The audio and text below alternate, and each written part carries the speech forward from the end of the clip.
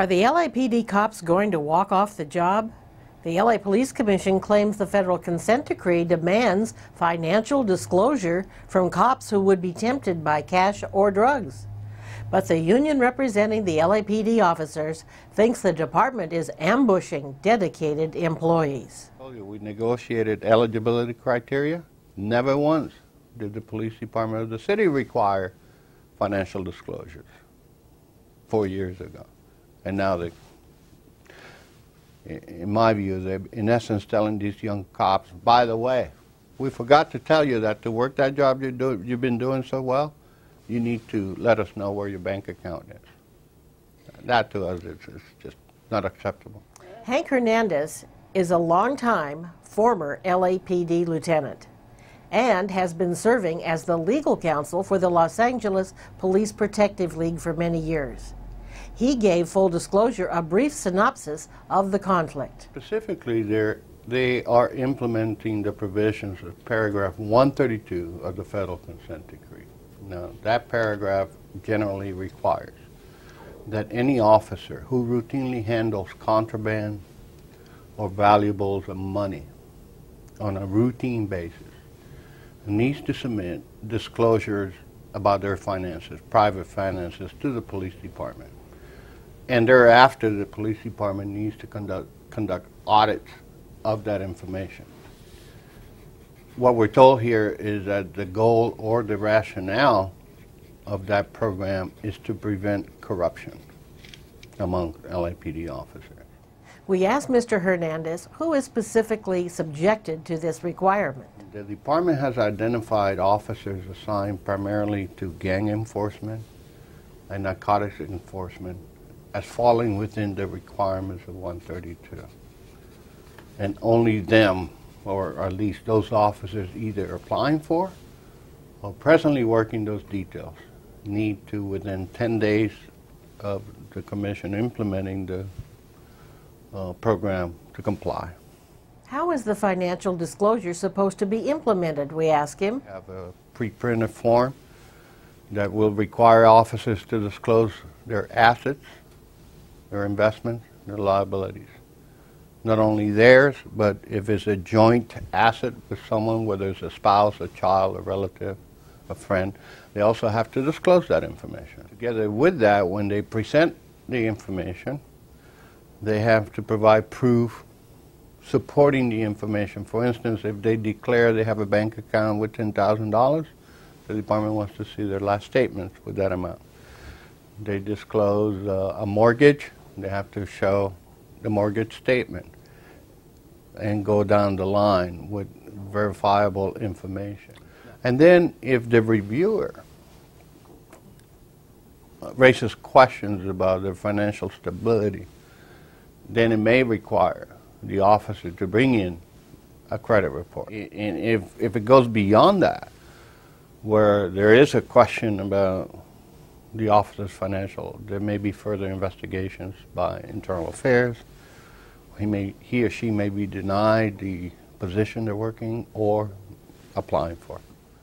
Apparently, the federal monitor of the federal consent decree, Mike Cherkasky, advocated this policy. Mr. Hernandez challenged him on its merits. When the monitor claimed in open court that financial disclosure was the best practice, at a later time, I had a personal meeting. I said, okay, Mike, cite me the local law enforcement agency that was corrupt at one point, where financial disclosure was implemented and it's working and they're not corrupt. You cannot do it in one instance. You cannot cite another local law enforcement agency that has this type of onerous program in place to prevent corruption. Not one. It's not a best practice to require officers to expose their financial private affair to an employer such as the LAPD in order to ensure that they're not corrupt. That's nonsense. LAPD has an ethics squad. They recently arrested a detective that was stealing money out of LAX without financial disclosures. He was stealing cash. They arrested a detective that was stealing narcotics for personal use. He didn't have to do financial disclosure. It's just not needed now. We ask him what's wrong with the officers disclosing their personal finances. Because in California, we have certain specific statutes protecting the right of privacy. Constitution, Article 1, Section 1. In addition, there is a set of laws called the Public Safety Officers Procedural Bill of Rights, which grants police officers certain procedural rights while they're being investigated, and one of those provisions protects financial information. In California, no employee or organization can reach an agreement that violates a statutory right of its membership. And we have taken the view that if we were to agree to this, the right of those incumbent officers to be free from inquiries into the private financial affairs would be violated, and we cannot do that. The City of Los Angeles still has to comply with the onerous federal consent decree. We asked Mr. Hernandez, what does the LA Police Protective League propose? Why don't we go back and enhance the background investigation of all narcotics officers and gang officers to include polygraphs? To include, during that polygraph or that background, information about the financial status. Whatever financial disclosure program they're going to implement should not apply to officers presently doing the job when it's approved. We call that incumbent. However, if they want to implement a new program requiring financial disclosure for officers who apply in the future to do the job, and you can see that our issue wouldn't be as difficult to deal with because officers would have options. They would know going in voluntarily that if they want to work these assignments, these are the things they have to do. If they don't want to do it, they walk away. But to require officers presently doing the job is unfair. Is the union advocating some kind of job action on the part of its members? What is the union saying to the LA police officers working on gangs and narcotics?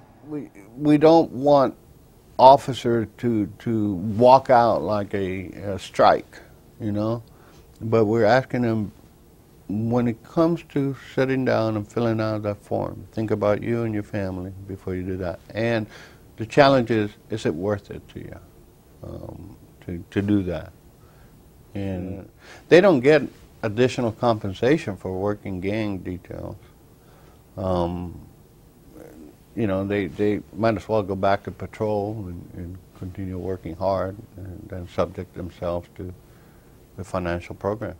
Is it possible that gang officers could decide it's not worth it and transfer back to patrol assignments? Ultimately, it's a personal decision with each officer as to whether or not he or she is willing to disclose his